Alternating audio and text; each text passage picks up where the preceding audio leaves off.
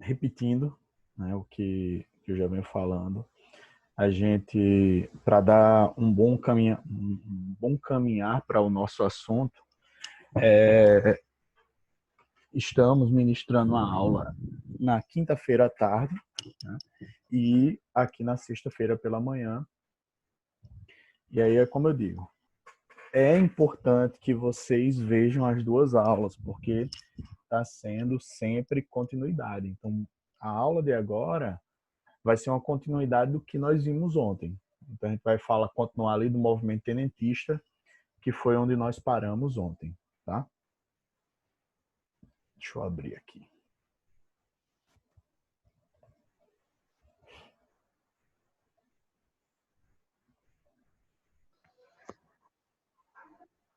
Aqui. Então, ontem, nós paramos aí, falamos sobre o tenentismo, o que foi esse movimento, por que ele surgiu, quem fazia parte. Então, tudo isso nós discutimos ontem, certo? Então, hoje a gente vai falar dos movimentos em si, do movimento tenentista, quem foi que esteve envolvido, onde é que ocorreu. A gente vai começar a falar disso e falar de outros aspectos. Então, o primeiro movimento que a gente remete quando fala do movimento tenentista é a revolta dos 18 do Forte Copacabana. Então, e acontece porque o candidato à presidência, que era Arthur Bernardes, ele tinha escrito umas cartas contrárias ao exército, criticando o pai da República, o Marechal Deodoro da Fonseca, e isso desagradou uma boa parte das forças militares no Brasil. E, em virtude disso, começam a eclodir algumas revoltas no Brasil. Rio de Janeiro, Natal, Fortaleza, surgem esses movimentos aí. E aí, lembrando, tá? Que a gente está falando aí dos oficiais de baixa patente, que queriam algumas mudanças, como nós falamos ontem. Enfim. Então, no Rio de Janeiro, foi o único lugar que realmente perdurou o movimento ali, Tentes, que ficou conhecido como o movimento dos 18 do Forte de Copacabana. Tá?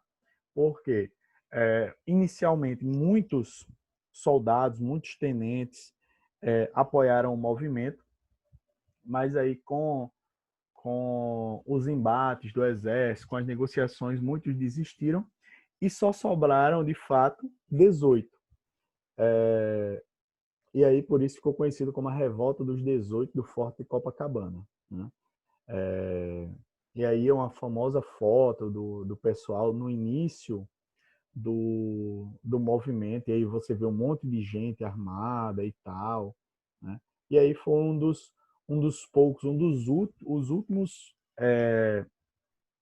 a permanecerem revoltados no forte lá de Copacabana. Né? O Eduardo Gomes, Siqueira Campos, Newton Prado e Otávio Correia. O Eduardo Gomes, inclusive, futuramente ele vira um dos grandes nomes das Forças Armadas brasileiras. Tá? Mas, de fato, quando a gente se remete e faz menção ao movimento tenentista, a gente vai lembrar em especial, de um movimento chamado de Coluna Prestes, que pode vir também, que é a mesma coisa, tá, pessoal? Deixa eu só colocar, pode vir também Coluna Miguel Costa Prestes, certo? Mesma coisa, não achem que se virem esse nome Miguel Costa Prestes que está errado, não. Mesma coisa. O que acontece?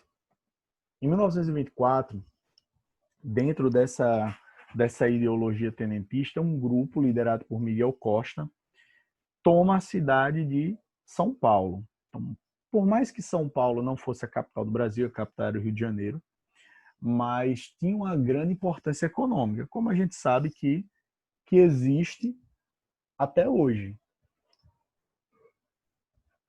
Então, eles chegam a tomar a cidade, eles ocupam a cidade, o movimento tenentista. Nessa tomada, eles ficam mais ou menos 3 semanas lá dominando a cidade até que enfrentam o exército brasileiro. Nesse movimento, o que acontece? Um dos líderes tenentistas lá do sul do Brasil, chamado Luiz Carlos Prestes, ele fica sabendo do movimento que está ocorrendo em São Paulo e diz: rapaz, eu vou organizar aqui uma galera e vou marchar para São Paulo para apoiar o Miguel Costa. Quando ele está subindo com os soldados, até porque foi relativamente pouco tempo, os caras estão subindo a pé, marchando do Rio Grande do Sul para lá, o exército já havia retomado a cidade de São Paulo, tá? E, é, e, e Miguel Costa teve que se retirar com suas tropas para o interior. E aí, justamente, quando ele se retira para o interior, para a região do Paraná, e lá ele vai encontrar com Luiz Carlos Prestes. E ali é que, de fato, vai surgir a coluna Prestes. Então, só ali, só naquele momento, tá? É que vai surgir essa coluna. E o que seria isso? O que seria essa bronca aí que estava correndo? Então, eles se juntam. Então, a coluna seria um grupo militar, né? E vão caminhar pelo Brasil, vão marchar pelo Brasil. Qual era o objetivo da coluna Prestes? Aquela ideia que existia no movimento tenentista. Vamos conscientizar a população. Por quê? Como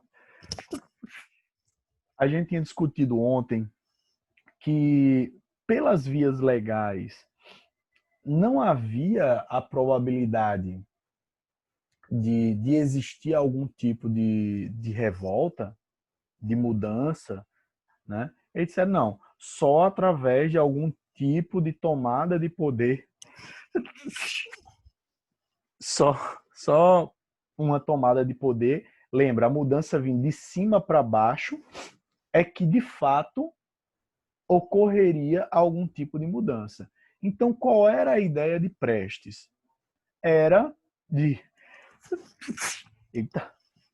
conscientizar a população, porque caso eles conseguissem tomar o poder, né, a população ficasse do lado deles. Então, era por isso que eles estavam nesse caminhar, nessa marcha aí pelo Brasil. E em relação à coluna Prestes, tem dois eventos que são bem peculiares, bem interessantes quando a gente remete a esse contexto. Um tem a ver com a Paraíba, que foi a coluna Prestes, e aí os informantes do Exército disseram, ó, a coluna tá para passar aí, para cruzar o estado da Paraíba, para ir de Pernambuco para o Rio Grande do Norte. Ia passar perto da região de Princesa Isabel, que é uma das regiões mais estreitas da Paraíba entre Pernambuco e Rio Grande do Norte. Então eles iam para por lá. O presidente do estado da época era João Suassuna, o pai de Ariano Suassuna.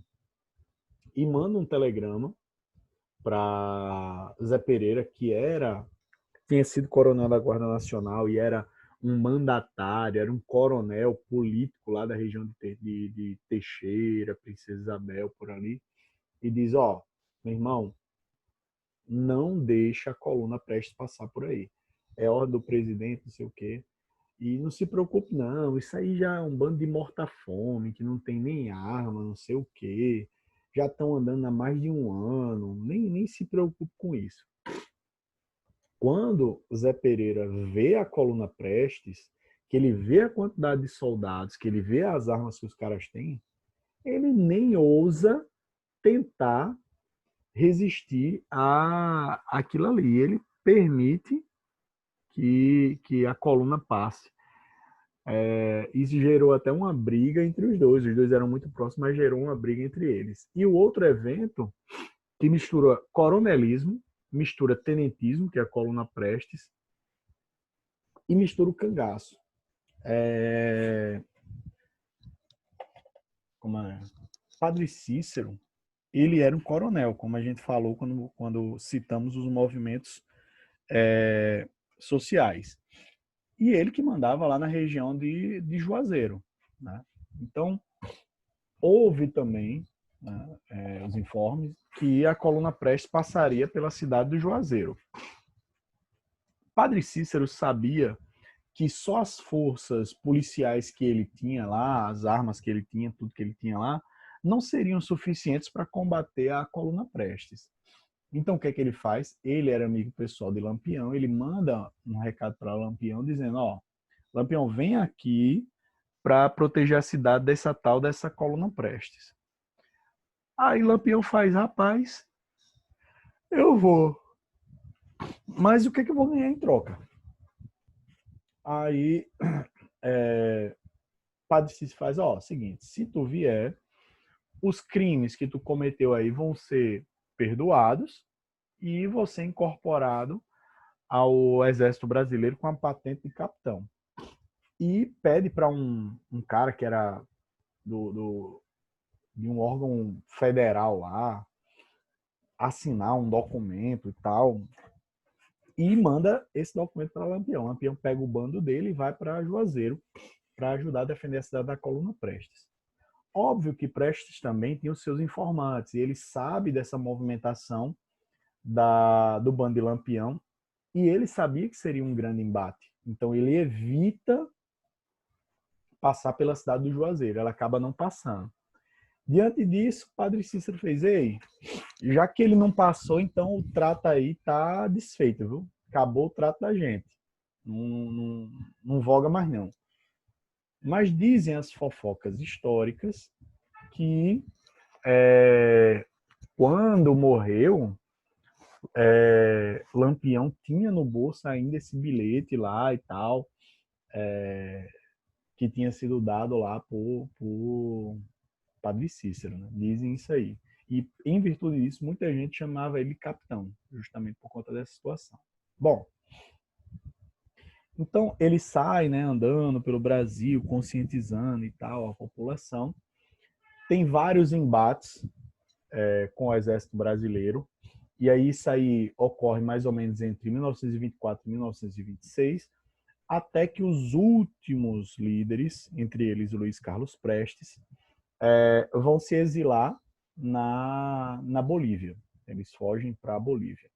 Chegando lá, Luiz Carlos Prestes ele recebe a visita de Astrogildo Ferreira, que era o secretário do Partido Comunista do Brasil, que era ilegal na época, mas que mesmo assim funcionava, e vai lá para encontrar com Prestes.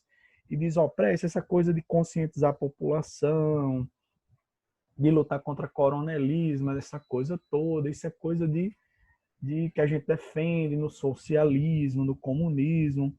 Você não quer aderir ao partido, não? E Luiz Carlos Prestes acaba aderindo, e dali da Bolívia ele vai para a época já, a União Soviética, 1926, para estudar comunismo, né, marxismo, essas coisas, táticas de espionagem, de contra-espionagem, de terrorismo, para depois voltar para tentar implementar um regime socialista no Brasil, que isso aí a gente deixa um pouquinho para depois, tá? Bom, vamos continuar. E aí, diante desse processo de mudança também, a gente fala da Semana de Arte Moderna, que vocês veem lá na literatura, que nós veremos um pouquinho também na arte, em arte depois, mas basicamente é o seguinte, Lembra que justamente nesse período, pessoal, é aquilo que nós estudamos ali no segundo bimestre, que são o período das vanguardas europeias. Então, dadaísmo, surrealismo, cubismo. Então, é aquela arte meio contestatória que está surgindo na Europa. E, e o Brasil não fica de lado, né? A gente já tem um mundo um pouco mais conectado e isso permite essa ligação. Então, qual era a ideia dali do chamado Clube dos Cinco? Era Oswald de Andrade, Mário de Andrade, de Cavalcante, Anita Malfatti e Tarsila do Amaral. Era de criticar aquela sociedade brasileira da época, que simplesmente copiava o que vinha do exterior, que não tinha uma cara própria, né? E a ideia era justamente de criar uma arte com a cara brasileira. E aí vocês veem lá na literatura justamente que eles começam, os modernistas, a valorizar a cultura brasileira. Então, a cultura negra, a cultura indígena, acaba sendo uma base justamente para a ideia de formar uma identidade brasileira nas artes. E aí a gente tem, nessa época, livros como Macunaíma, o Guarani, que depois virou uma ópera. Eu creio que o cortiço entra aí, eu não sei se é modernismo ou é pré-modernismo, agora eu estou na dúvida, não sei se alguém vai saber me responder isso. Mas a gente vê uma preocupação com essa arte com uma cara brasileira. Eles procuram dar essa cara de Brasil à sociedade. Tá? Os principais são o Clube dos Cinco mais Heitor Villa-Lobos. Só lembrando que Tarsila do Amaral não participa da Semana de Arte Moderna. Mas ela foi muito importante porque foi ela a precursora no Brasil do chamado movimento antropofágico, que esse movimento ele vai fazer parte daquela ideia de antropofagia que seria absorver a, a cultura que vem de fora, certo? E criar a partir daí uma nova arte. Porque a antropofagia é justamente um ritual canibal em que as pessoas que ingerem essa carne e tal das pessoas, elas acham que vão pegar alguma qualidade delas. Então a ideia justamente do movimento antropofágico na arte era essa, tipo, a gente não deve simplesmente copiar a arte que vem de fora, mas nós temos que dar uma cara brasileira a essa arte, tá? E aí eu vou mostrar um quadro daqui a pouco, comentar rapidamente sobre ele. A Semana de Arte Moderna, ela se dividiu em dois grupos. Na verdade, não a Semana de Arte Moderna, mas o movimento modernista ele se divide em duas tendências. Uma de um caráter mais socialista, o caráter de esquerda, que é o Movimento Pau Brasil, liderado por Oswald de Andrade e Tarsila do Amaral, e um movimento mais de direita, de tendência fascista, que é a Escola das Antas ou o Verde Amarelismo de Plínio Salgado. E aí esse nome, Plínio Salgado, guardem esse nome, certo? Porque a gente vai falar dele mais à frente, quando falar de Titio GG, de Getúlio Vargas. Tá? E aí, uma das famosas peças de arte desse contexto modernismo é o Abaporu de Tarsila do Amaral. Então, essa arte aí, né, o Abaporu, ela vai simbolizar justamente a ideia do antropofagismo, porque seria uma inspiração no pensador de Rodin, então seria um ser aí, né, um humano aí com a mão no queixo, tá, numa posição de pensador, Só que ela traz uma crítica social e peraí.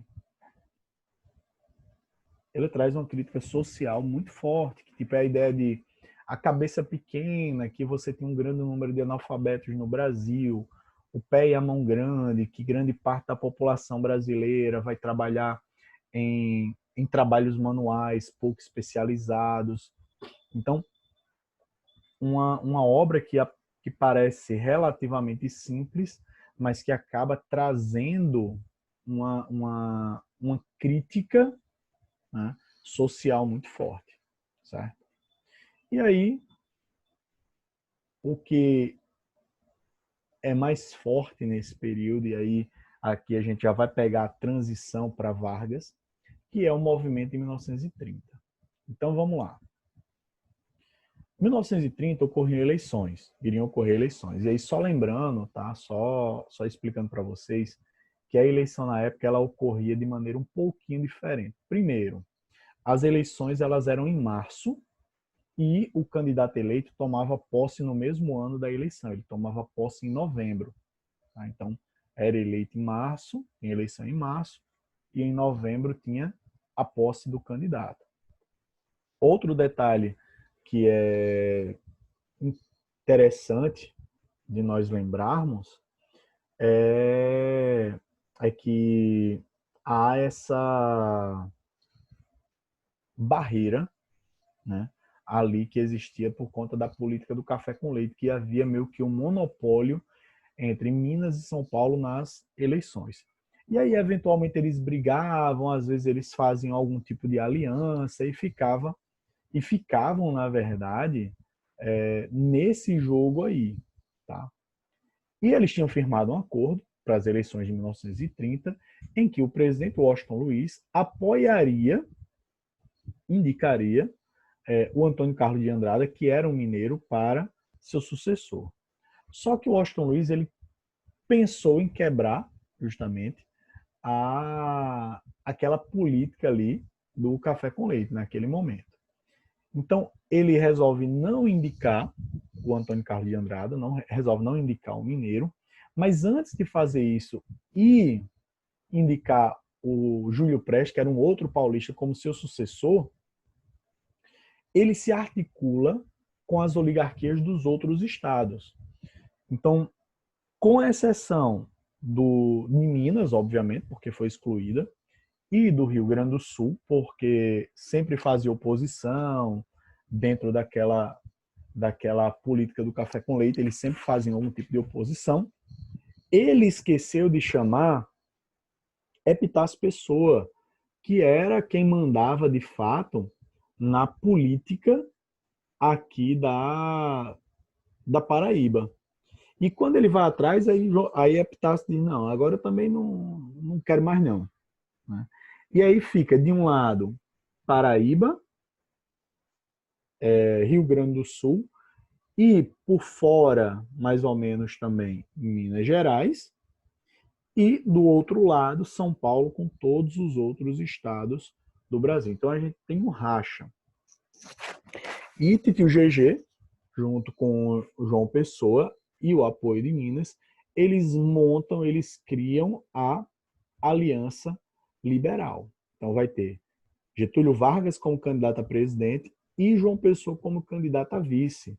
Quem manda João Pessoa para lá, João Pessoa que era presidente de estado aqui na Paraíba na época, quem mandou ele para lá foi Epitácio. Né? Epitácio diz, ó, tem meu sobrinho lá e tal, e pode colocar ele aí como candidato à vice-presidência. Né? E aí ele vai e monta essa chapa junto com Getúlio Vargas. E o que a Aliança Liberal pretendia? Qual era a base dele? Primeiro, criação de uma justiça eleitoral. Então, qual era o objetivo da criação dessa justiça eleitoral? Era tentar evitar aquela quantidade enorme de fraudes que existiam nas eleições, as fraudes de bico de pena, comissão de verificação de poderes, enfim. Então, o objetivo da criação da justiça eleitoral era de que houvesse uma eleição menos corrupta, menos... deixa eu ver a palavra... menos corrupta, de fato, né? Com menos fraudes. Defendem também o estabelecimento do voto secreto, porque lembra que o voto secreto ele poderia ser adotado, mas não era uma obrigação. Os estados eles tinham autonomia para escolher uma das 3 maneiras de voto: secreto, semissecreto e aberto. E aí lembra que o Rio Grande do Sul adotava o voto aberto e todos os outros estados adotavam o voto semissecreto. Então, o voto secreto ele diminuiria o poder dos currais eleitorais dos coronéis, do mesmo jeito que a justiça eleitoral, ou seja, dava um equilíbrio ao processo eleitoral. Já que você vai ter um órgão, que é a justiça eleitoral, para ver se a coisa está correndo de maneira correta, o voto secreto, que vai evitar aquelas políticas, ou pelo menos minimizar aquelas políticas clientelistas que a gente sabe que existiam. Proteção ao trabalho infantil e feminino, isso é interessante porque isso vai ser uma das bases, o trabalhismo vai ser uma das bases da política varguista, e proteção ao pequeno agricultor, para justamente ele se proteger ali do coronel, tá? Deixa eu fazer só, porque agora, tá? A gente vai fazer, eu vou fazer a chamada toda a aula e vou ter que passar para Maine, para quem está faltando ela poder entrar em contato com papis e mames, tá? Aí, óbvio que aí eu não vou fazer essa presença nas aulas extras, tá? Mas aqui, porque eventualmente o cara diz que tá na aula e tá jogando Free Fire, né? Então, por conta disso, a gente vai fazer essa chamada e assim que terminar eu faço. Então, deixa eu ver. A Aline tá aí. Alan não. Pia Toscano tá aí. Ana Beatriz tá aí. Ana Clara faltou. André faltou. Bárbara tá aí. Beatriz faltou. Eduardo faltou. Gabriel faltou. Gírio faltou. Gustavo faltou. Bruno faltou. Isérica faltou. Isabel faltou. Jaqueline tá aí. João Vitor faltou. Jonathan faltou. Vinícius tá aí? Tá ali. Vinícius. Karine faltou. Letícia tá aí. Tava. Eles caíram. Lorena faltou.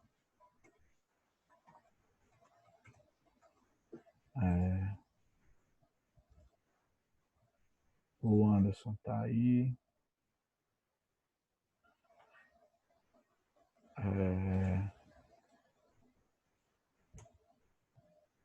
Cadê? O Luiz tá aí. O Edson não. Alicia não.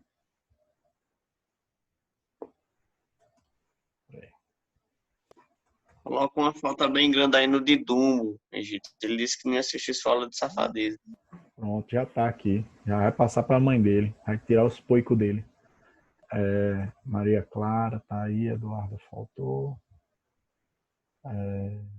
Elizabeth tá aí. Não tá aí. Mariasmin também não. Mariana também não.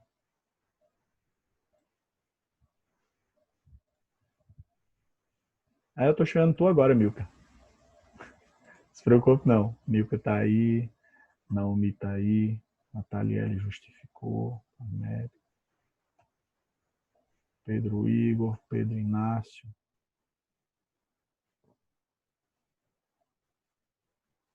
Raquel faltou. Mariana faltou hoje, mas foi enviar negócio no grupo ontem, criticando todo mundo porque não tava na aula aí. Eu não entendo isso não. Quem? Mariana mandou ontem no grupo cumprir de gente, não sei o que, e faltou hoje. Mas, rapaz,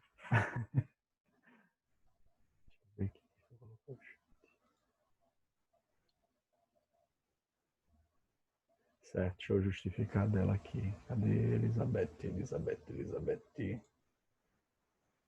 Ah, foi. Elizabeth tinha me justificado, inclusive, ontem. Ah, vamos embora. Vamos só.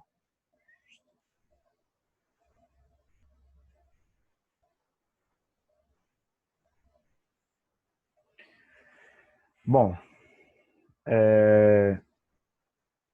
e aí o movimento de 30, né, continuando. A gente vai iniciar hoje, né, e conclui quinta para a gente já entrar em Vargas, tá? Então, o que é que acontece? Óbvio que, tipo, os caras fizeram uma boa campanha, a Aliança Liberal e tal, mas a gente sabe, primeiro que, mesmo se não houvesse as fraudes, a probabilidade de São Paulo ganhar era muito grande. Por quê?